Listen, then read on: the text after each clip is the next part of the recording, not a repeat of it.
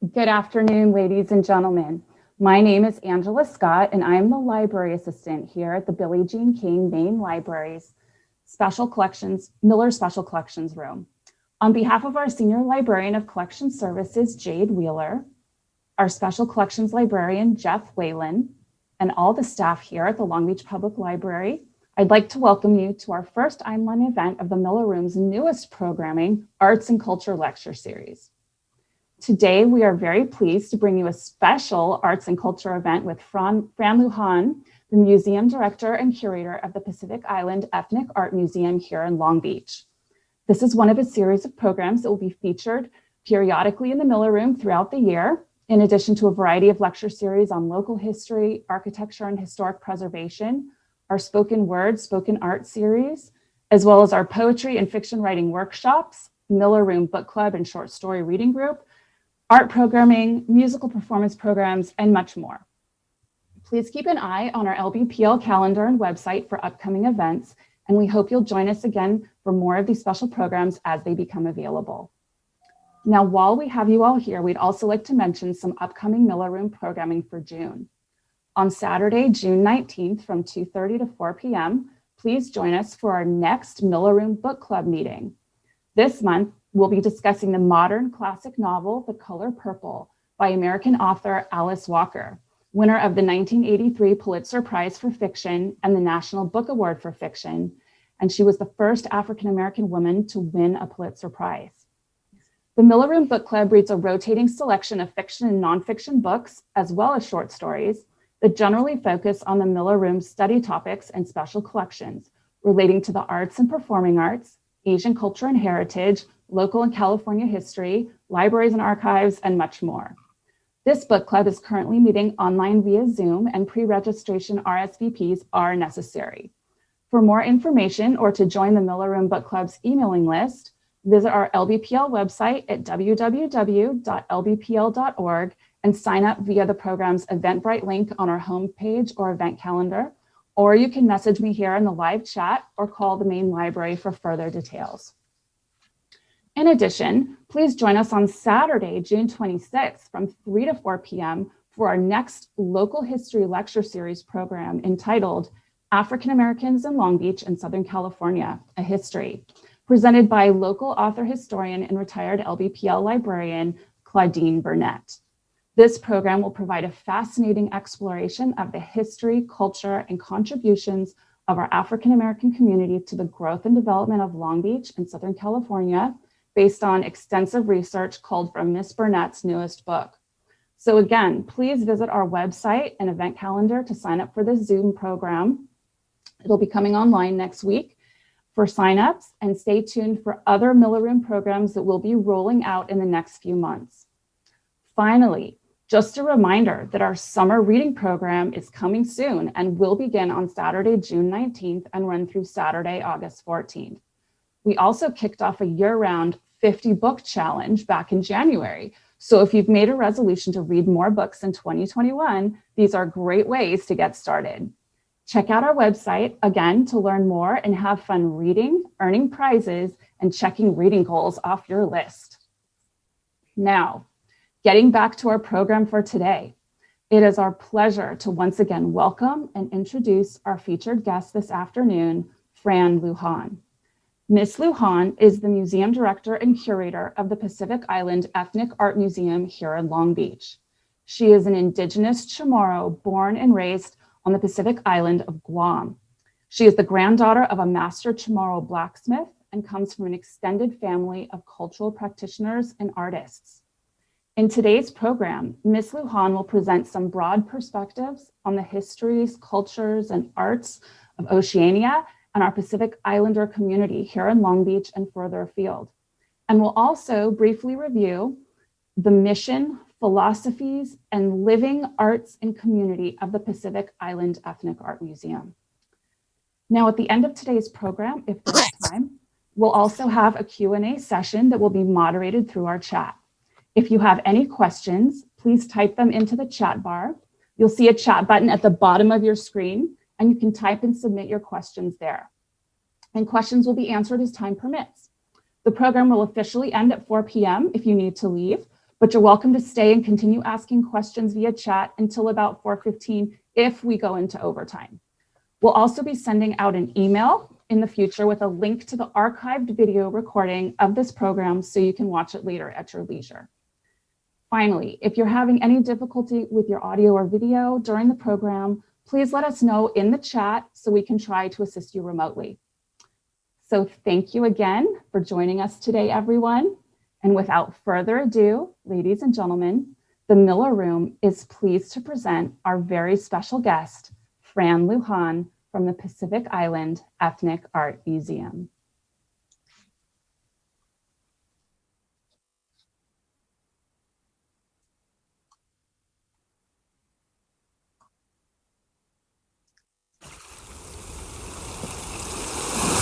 이해가 우기는 어깨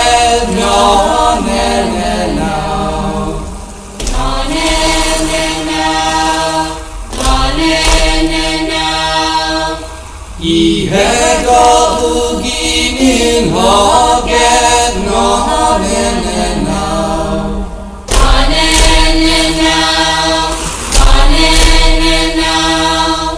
이해가 되기는 어깨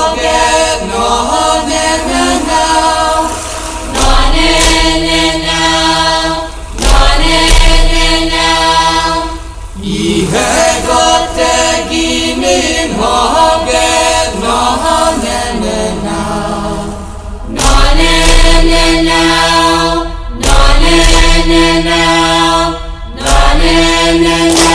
이해가 무시네 now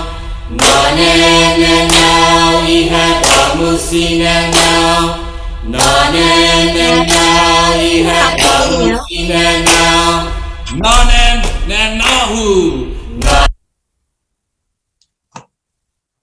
Thank you. Off day, Pahu si Fran Lujan, Guinea familia, Kitson Bitte, Guinea Island of Guahan.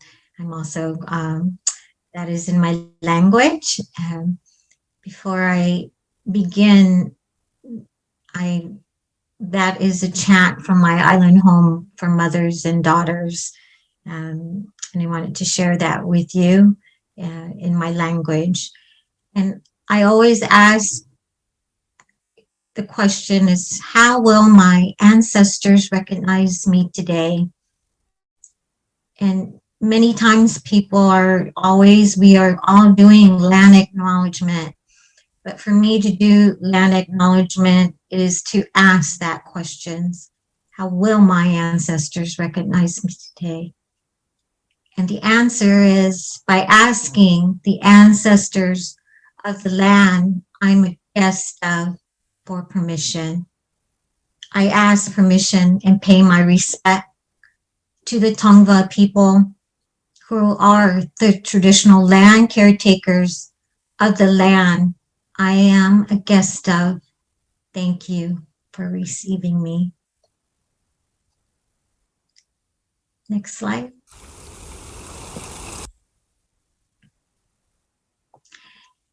And today I'm going to more talk broadly, as Angela said, about the Pacific Island arts. And I'm going to start with the ocean because it's really, until you know where we're from, then we can really understand all of the multiplicities that we hold. The ocean is in us. We sweat and cry salt water. So we know the ocean is really in our blood.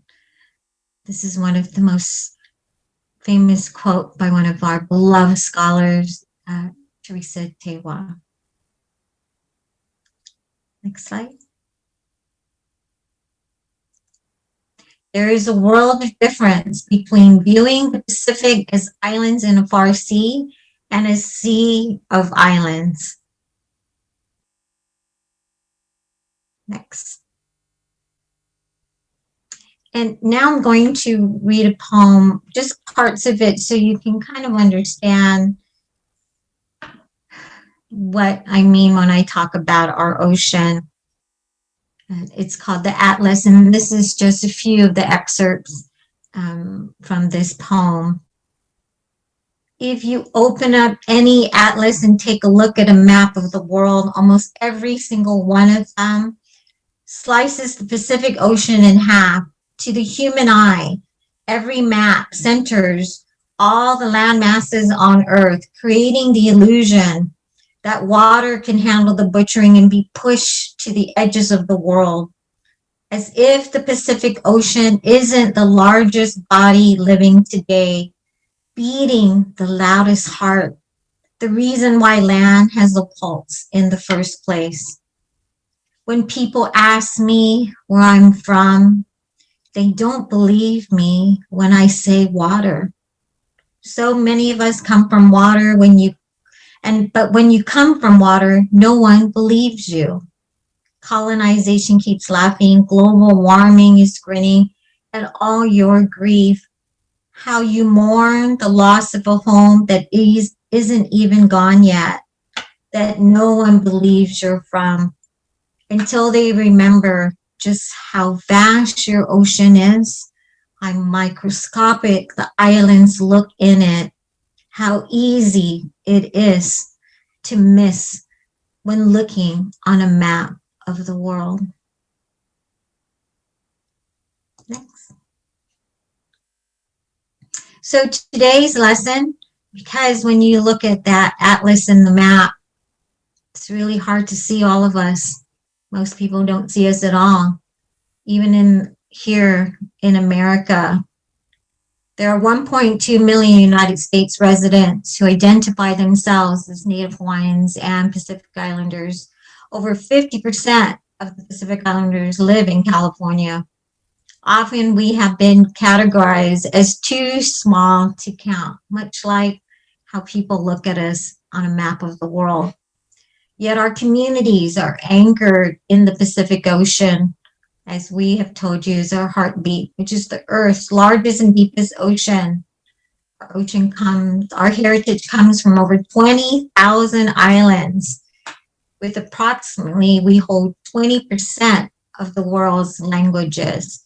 So given the immensity and the diversity of our Pacific Island, it actually becomes absurd that any lecturer is in position to really be an authority on that region and authority of the arts.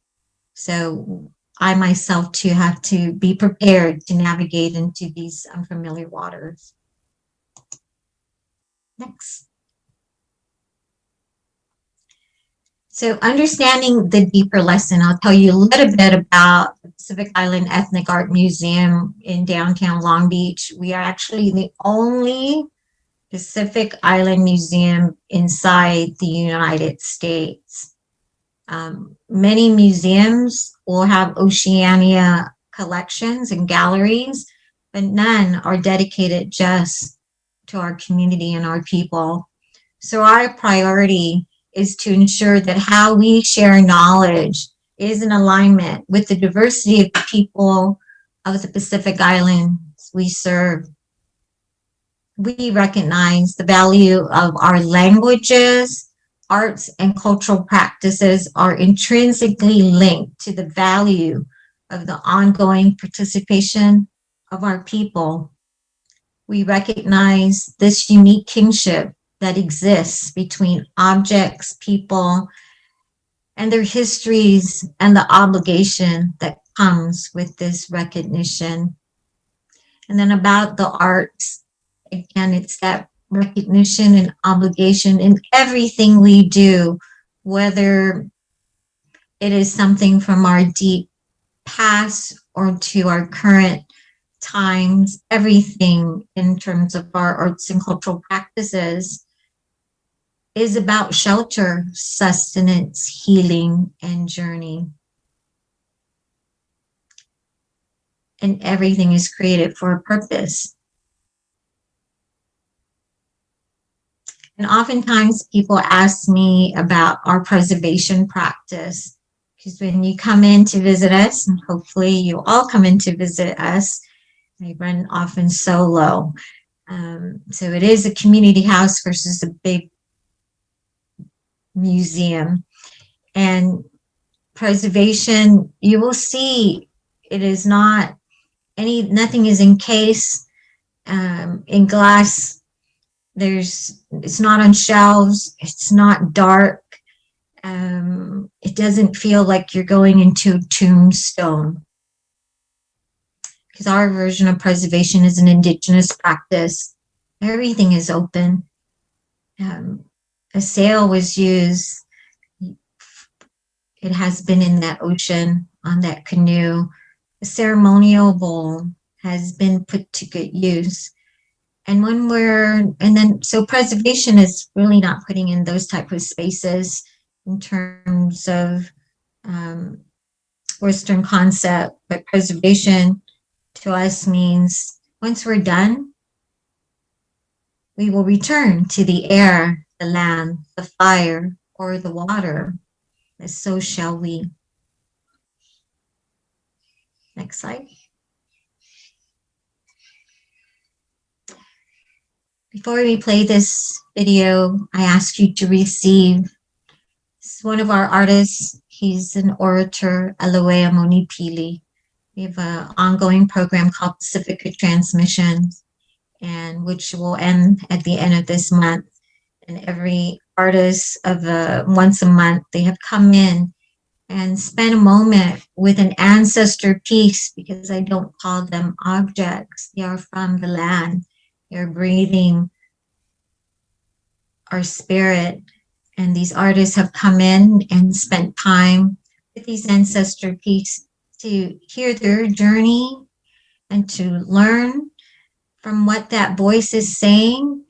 And I like to share one of these artists' experience with you. So if you can play the video.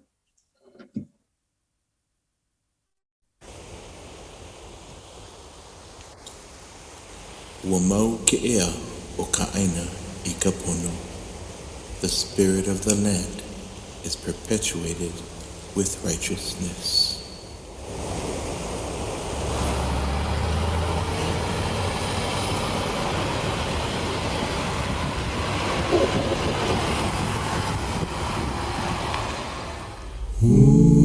Wamau ke'ea o ka'aina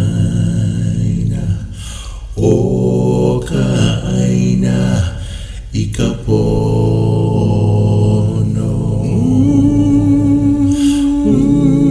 Wamau ke'ea o ka'aina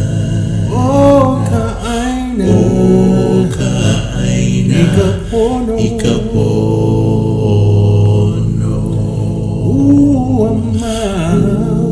Wamau ke'ea o ka'aina I ka pono.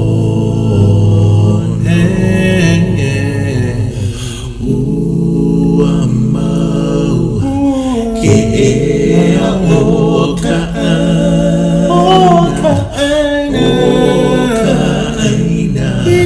I ka pono.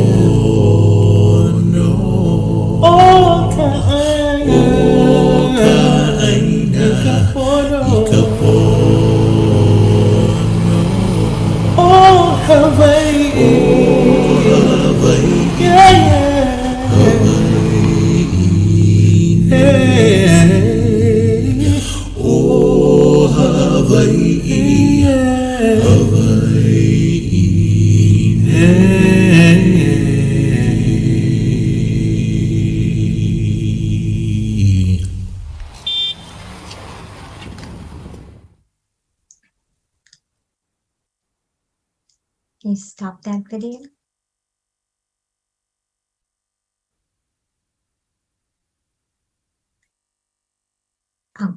Before you play that next audio, I would like to just explain to you that drum, that percussion instrument, is a Pahu, is called a Pahu.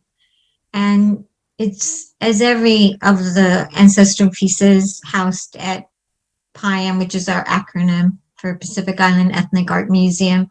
It's temporarily residing there because one day it too will go home. So the Pahu is a sacred instrument, and in the last image there you will see Moni doing a symbol of a triangle, which is a symbol of the mountain of the Mauna Kea. So we, again, everything that is tied is to our ancestors, to our land, and to our sacred land. And this is what our responsibility is at that space at PIEAM.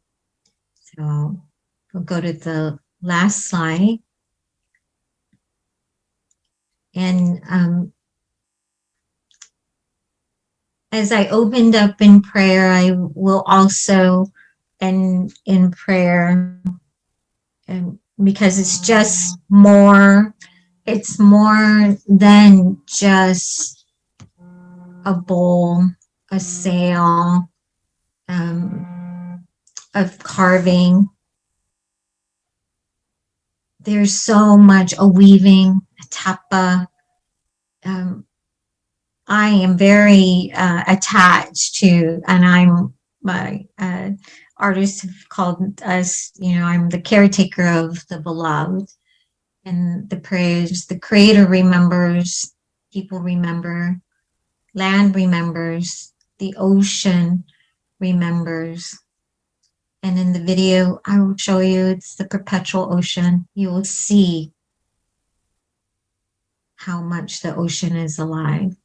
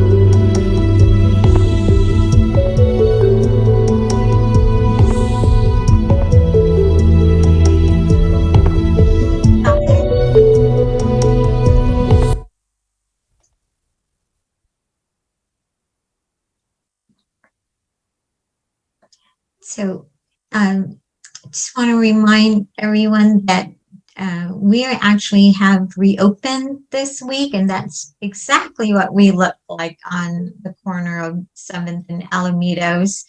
Our building, the facade of the building is painted as one of our landscapes out in the island of Yap, and you will see a community house image outside. And if, when you enter, there is a small, we call it a guma in Chamorro. My Samoan family calls it a fale when you come inside.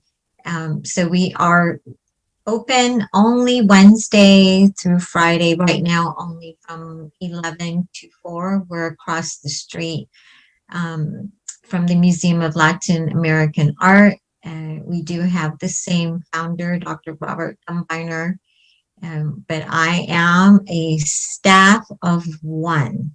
So the community at large from my Pacifica community actually all addresses me as Auntie Fran. So if you come in, you will see me. Hopefully I'll have an assistant in the next few months. COVID has done some interesting dynamics to our small space.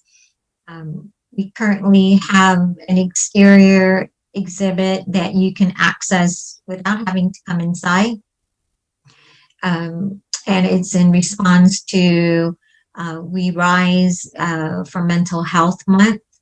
And we had put art panels actually affixed to the fencing, to that fencing area in that picture. There's a couple of art panels there, and there's a couple of art panels facing the Gumbiner Park. It is to tell the community that we're a part of, that we see you, we got you. We're here to support your story. Sometimes people don't want to come in, but we want people to know that we are here for you. So if you're down there this weekend, you can actually just walk around the park area and off to the fencing areas, and you can view those art panels done by our artist in residence, JP. And if you, again, JP's inside the museum almost all the time. And then we currently have a pop-up exhibit for Pacifica Transmission. So as in Moni, that video you saw, the Pahu's in there, and then some of the artists decided they would like to create something quite grand. JP obviously has created a mural inside the museum in response to his ancestor piece. So I welcome any questions. I am not a scholar of all of them. I am grounded in my indigenous practice. So there are many things I'm not allowed to show, nor ever can be shown, such as in our First Nation family. We do not show, whether it's video, audio, photos, or inside the gallery, any ancestral pieces attached to burials or funeral. We don't show things that look like they've been mended or because we don't do that practice of preservation, because it takes away from their story. So I welcome any questions. Okay, thank you so much, Fran. This has been wonderful. And as Fran mentioned, we're going to turn to the Q&A portion of our program now. So if anyone wants to submit questions in the chat that they'd like to have answered, or just statements, anything in general, please do so now by clicking on the chat button and typing your question in the chat bar if you haven't done so already. And we'll be answering those questions in first come, first serve order. So Fran, we do actually have a few questions for you that we wanted to start with. While we have this picture up on the screen, before we click it off, how did the Pacific Island Ethnic Art Museum come into being, and when was it founded, and what was the evolutionary process behind its development? How did it come into being here in Long Beach? Right. So it opened in 2010. So our founder, the late Dr. Robert Gumbiner, actually was the founder of one of the very first HMOs, and he actually started that out in the island of Guam, where I'm from. So the doc came out and brought out that clinic systems into the island of Guam, which is a U.S. territory. But what the doc also did, besides on healthcare, is he fell in love with Yap Islands, which is about a flight of about 30 minutes away from my island home, also in the Micronesian region. So the doc was allowed to build a place there, and he had called it the Ethnic Art Institute, where the native people were practicing some of their more, whether it was carving or weaving, and that was the creation of everything. And upon Doc's passing, he passed before we actually opened. He already had intentions of bringing many of those pieces out to Long Beach. Doc was a resident of Long Beach, more Naples Island, and of Naples. But he already had planned that. He actually foresaw was around there for the building, for the facade and the painting of that mural. And then when he passed, everything from the Ethnic Art Institute actually came out to Long Beach. So that is our founding. So over 80% of the ancestral pieces are from the Micronesian region, which many people don't know much about. And just a little history of that too. The words, that's why it is our preference to say we are people of Oceania versus the fiefdoms of Micronesia, Polynesia, and Melanesia. Those words were popularized back in the 17th century, and of course, cartographer mapping, political mapping purposes. But the meaning of all those words doesn't really, it doesn't define us at all. Like I say, we have commonalities, but we're vastly different.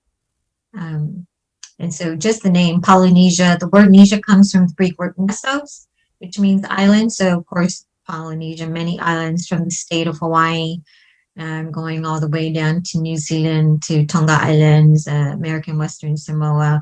If you look at that area, and then Micronesia, where I'm from, that region, obviously means small, tiny island. So the island of Guam, which I call Guam, is about the size of Catalina, and we're one of the larger tiny islands.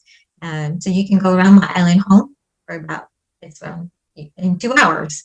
So even when I came out to Long Beach, my husband would say, go towards the ocean, but if you're born around the ocean, I have no idea what north, south, east, or west really meant. Because he would say go towards the ocean, and it just doesn't make sense if you're an island girl. And then Melanesia is why I don't ever uplift. I come, obviously, you can hear my tone. I'm always an activist for my community.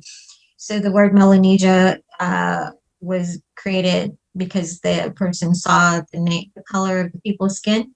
So melon obviously is dark or black. So, who does that? So that's my little activist coming out of me.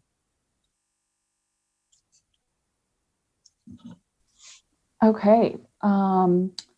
So just piggybacking on what you had said earlier, Fran, about your background, what is your background? I'm from Guam, academically, professionally, or academically. Yeah.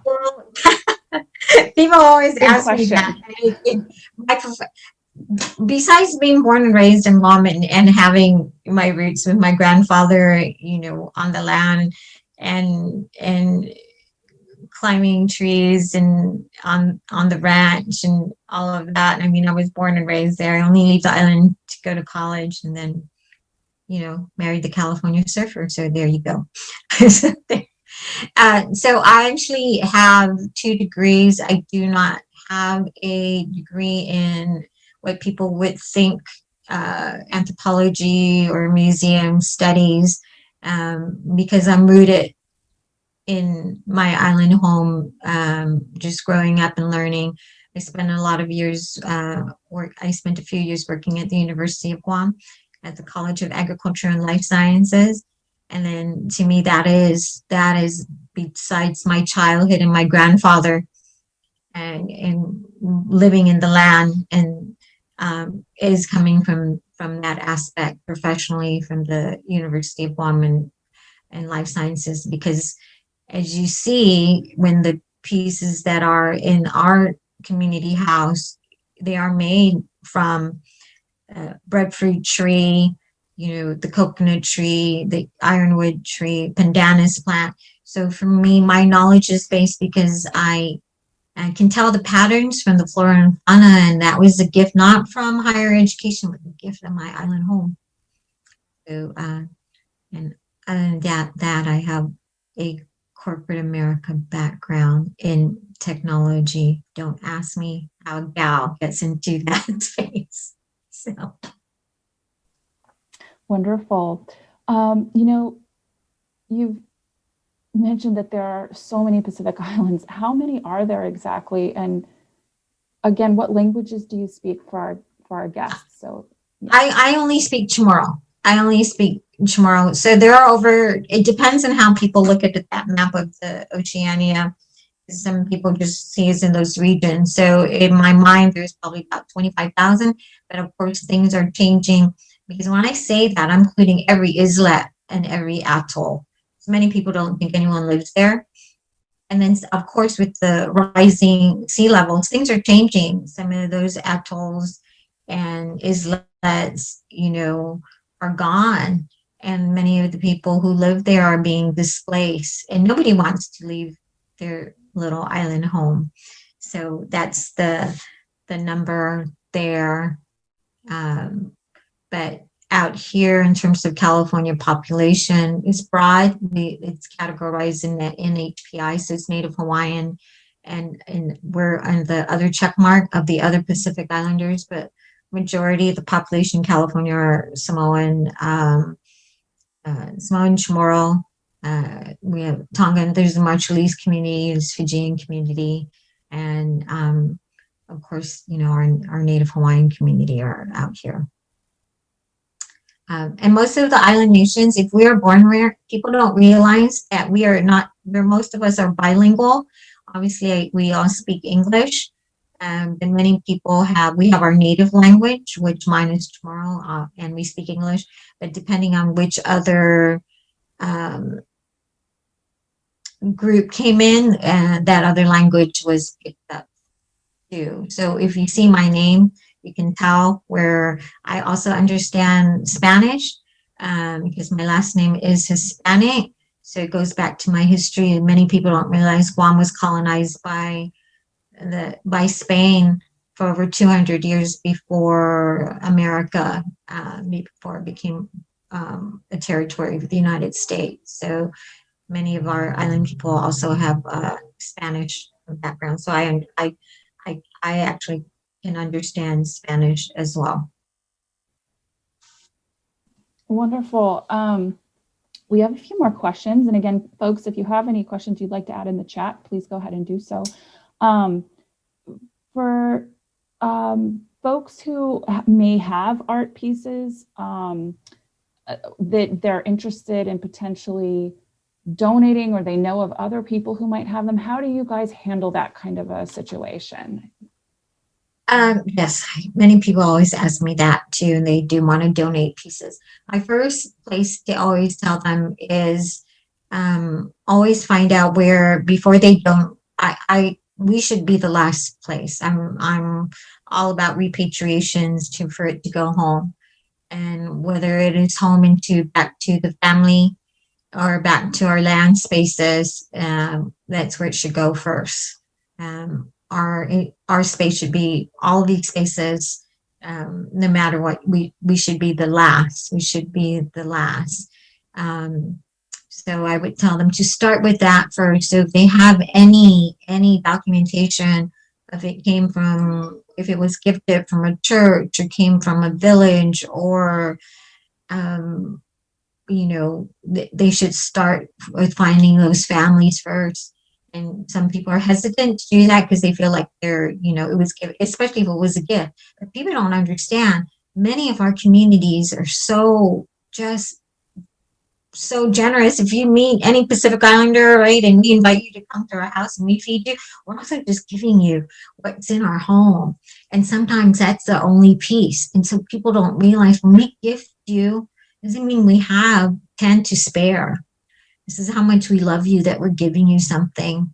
And then if it was made like a tapa cloth, it's made by a community of people.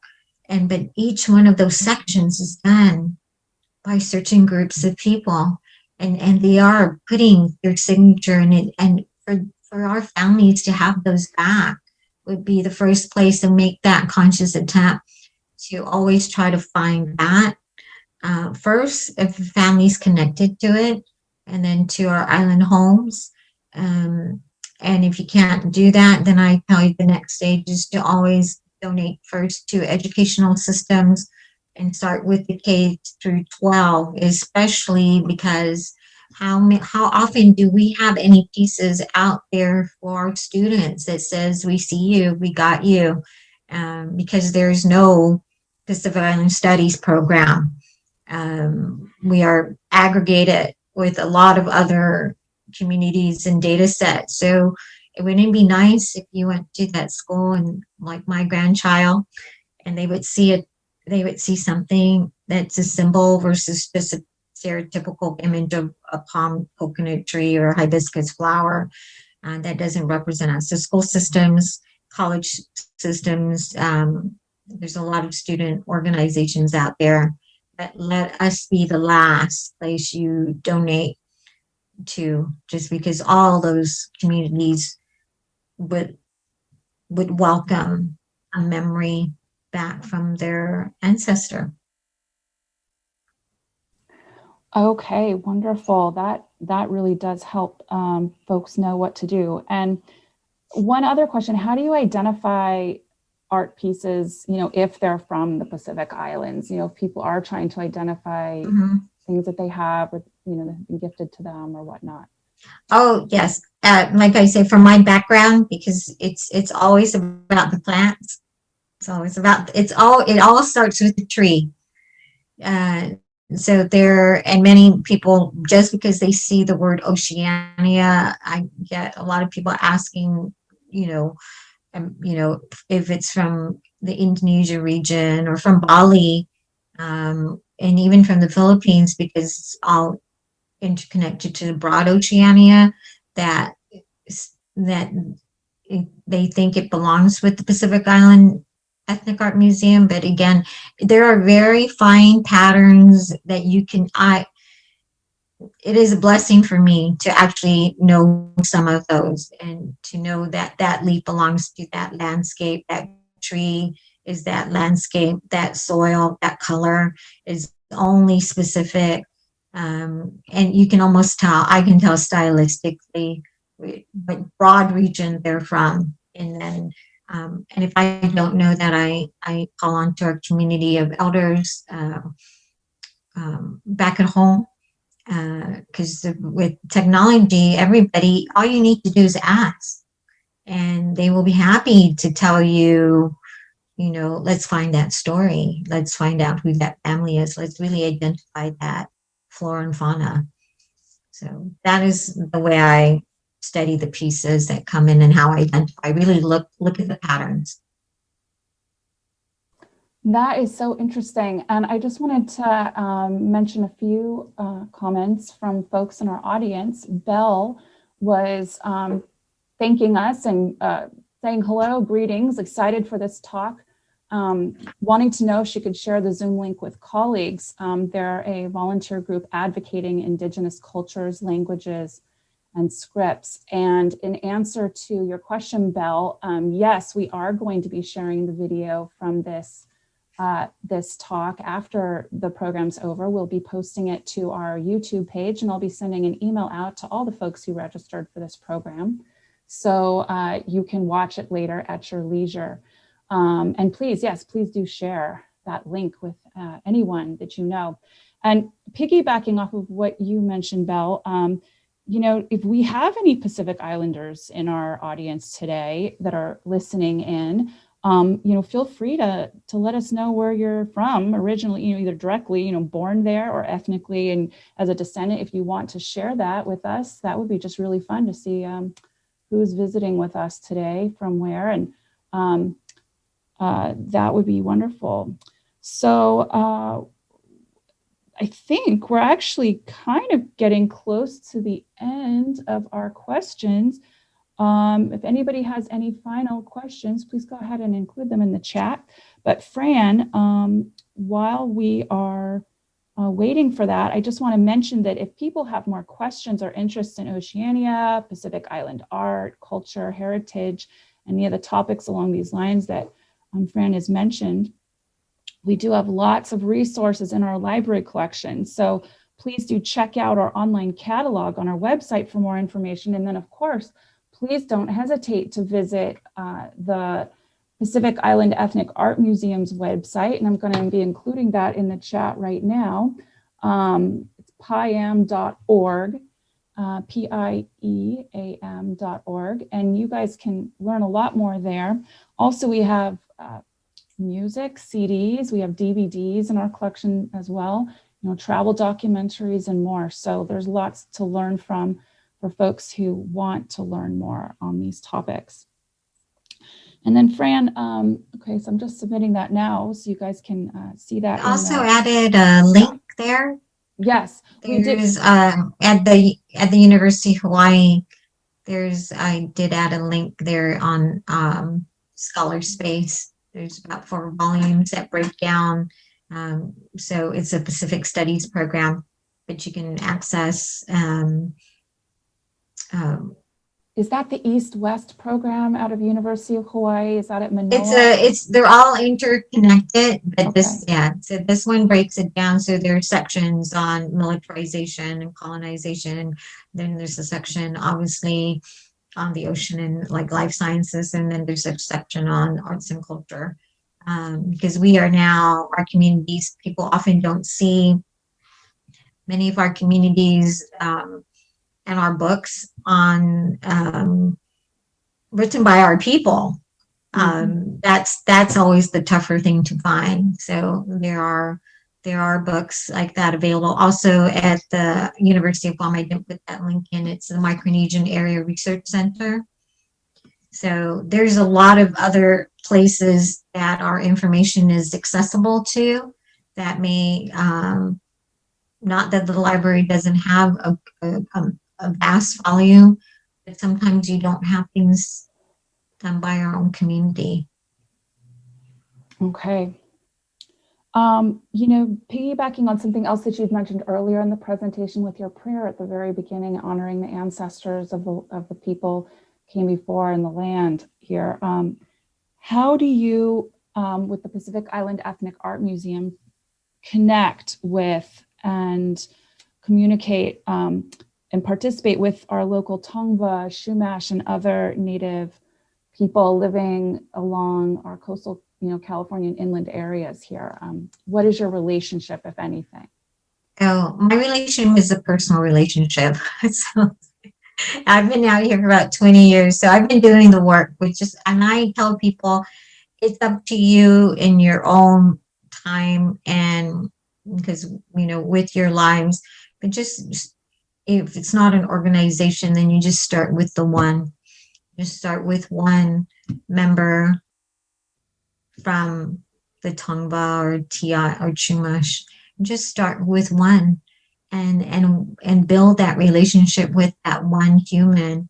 And then that will continue your study into knowing who you're the guest of and their legacies, because they're here and very much present. So often in these type of spaces, I am the one who reminds people about that, because I have a very personal relationship with an elder in the Tongva community, and that's what we do. And it's a cultural protocol. So many people are now saying we need, we would like a land acknowledgement, we would like a blessing. What I tell everyone is do the work. Don't just say it because it's popular. if just do the work and accept that we really haven't done the work. And if I've been doing it for 20 years and I'm still, nothing is ever finite, and I say start somewhere, but just start with one, and then they'll bring everybody else to your table. Yeah, that's so true. And for folks who are interested in learning more about our local Native people, Tongva and also Chumash in this up the coast, the Chumash past Point Magoo, around that area and further north. But you can go to Rancho Los Cerritos and Rancho Los Alamitos. They both have Tongva programming with Tongva elders. Cindy Alvitri and Craig Torres are two people in particular, among others, that work very closely with the ranchos to develop wonderful in-person storytelling and programming, and also some exhibits. There is an exhibit at Rancho Los Cerritos right now on Tongva, and there is wonderful storytelling and programming at Los Alamitos as well. So feel free to drop into their websites or reach out to them. They're open as well. Just want to give a shout out to all of our folks who are participating with Native people in this area. We also have our Tiat Society, and locally with the Tongva, and the ocean-going local. These are ocean-going people, so who do participate with Tiats, which are like redwood plank canoes, paddling up and down the coast and keeping that tradition alive, as well as the Chumash up the coast with the Tamals, paddling out to the islands and keeping those beautiful rituals and traditions alive. And you can see them also at the Santa Barbara Maritime Museum. The Tamal is on display there, a living entity with a spirit that has a function and a purpose, as Fran was mentioning earlier, and has very sacred personal connections to the Chumash community in that area. So it's a wonderful thing to participate with. Anyway, we do have one question in addition from Barbara Crane. Hi, Barbara. Thanks for joining our program today. She wants to know the poetry that you read today was just beautiful, and the names of the poets that you read. Would you be able to tell us their names again, and I can submit that with the email that we send out later with the video? Oh, yes. So I'll make sure. So if it's from the Atlas, it's also available on YouTube. But the poet, she's a Samoan American poet. Her name is Teresia. And I'm going to spell her last name, Siagatonu.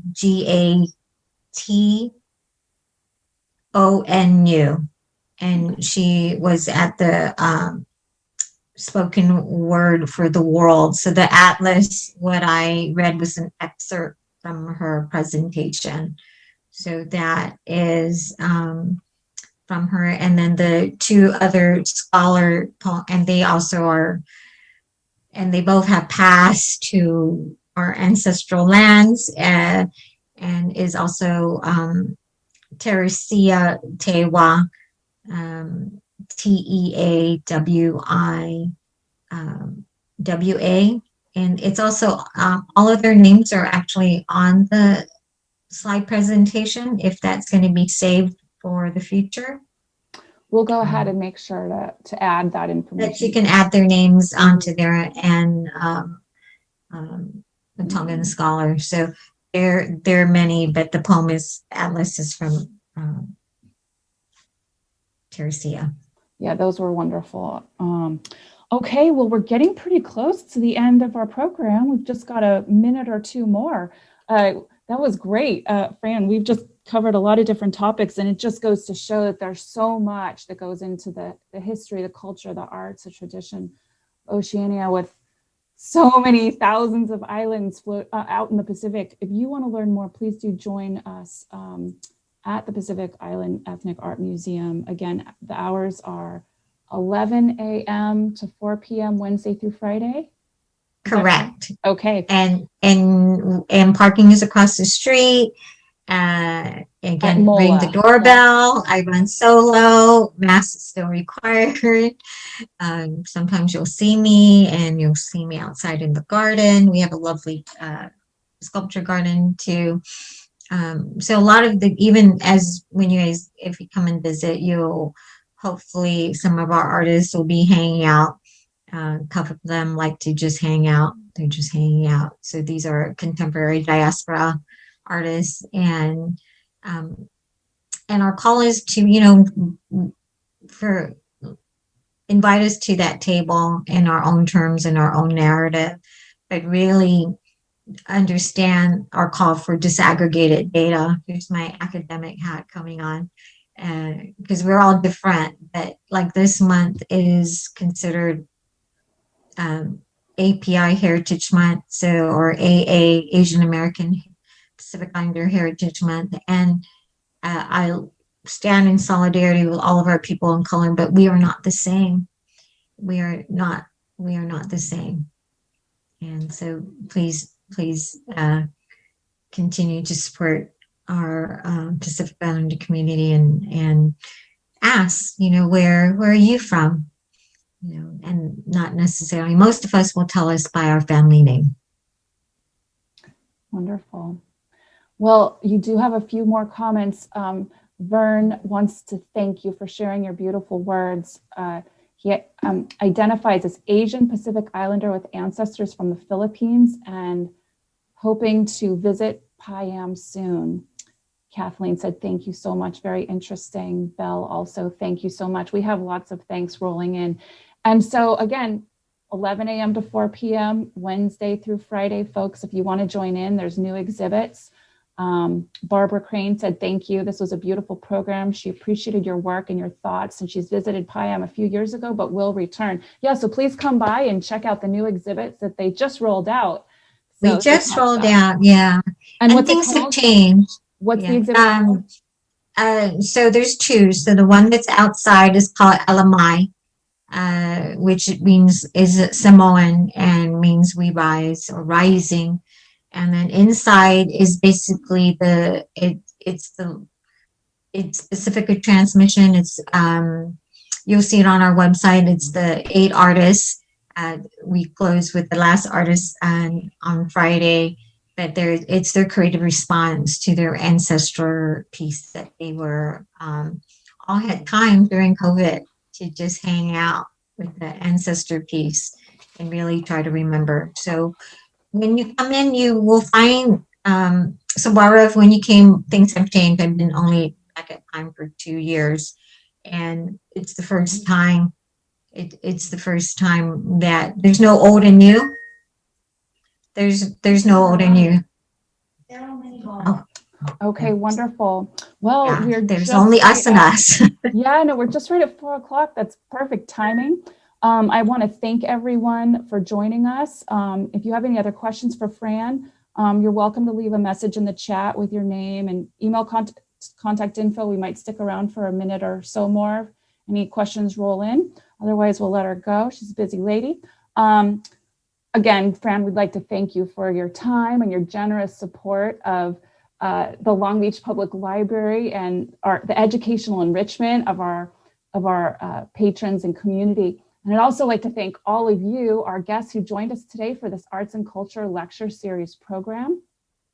I'd also like to thank our Long Beach Library administration and staff, friends of the library, the LBPL Foundation, and many other local contacts for helping to promote our event today. And thank you, Fran, for also your help with that. Our sincerest thanks and appreciation to all of you. Have a wonderful afternoon and evening, everyone. Stay safe and healthy. And we look forward to seeing you again soon for more upcoming programs at the Miller Room and Long Beach Public Library. So thank you again, everyone, and we'll see you next time. Thanks, everybody. Thank you, Fran.